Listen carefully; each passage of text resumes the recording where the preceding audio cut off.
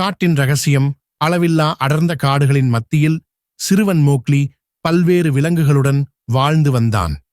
அவரை பராமரித்தவர் புத்திசாலியான கருஞ்சிறுத்தை பகீரா மற்றும் பரவசமூட்டும் கரடியான பலு.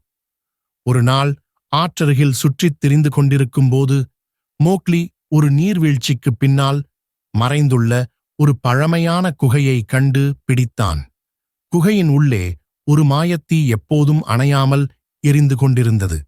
இது ஒரு பண்டைய மனிதக் கூட்டத்தின் நம்பிக்கையின் தீபம் என்பதாக கூறப்பட்டது. இந்த தீக்காட்டை பாதுகாக்கும் சக்தி கொண்டது. ஆனால் அதே சமயம் இது ஆபத்துகளையும் ஈர்க்கும். காரணம், காட்டின் கொடூர மிருகமான சேர்கான் நீண்ட காலமாக இந்த சக்தியை தேடிக்கொண்டிருந்தான்.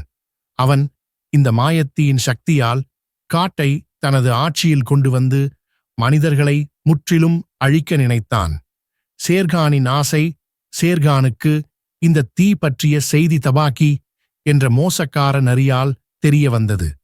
தபாக்கி முன்பு சேர்கானை ஏமாற்றியவன். இப்பொழுது அவனிடம் மன்னிப்பை பெற மாயத்தீயின் இருப்பிடத்தை காட்டித் தர விரும்பினான். இந்த தீ எனக்கு கிடைத்தால் நான் காட்டின் ஒரே அரசனாக மாறுவேன்.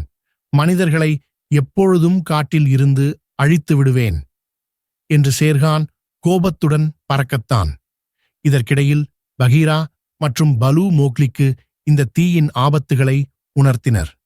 இந்த தீ மனிதர்களால் உருவாக்கப்பட்டது. அதே மனிதர்களால் இதை தவறாக பயன்படுத்த முடியும் என பகீரா அவனுக்கு எச்சரித்தான். ஆனால் மோக்லி பயமற்றவன்.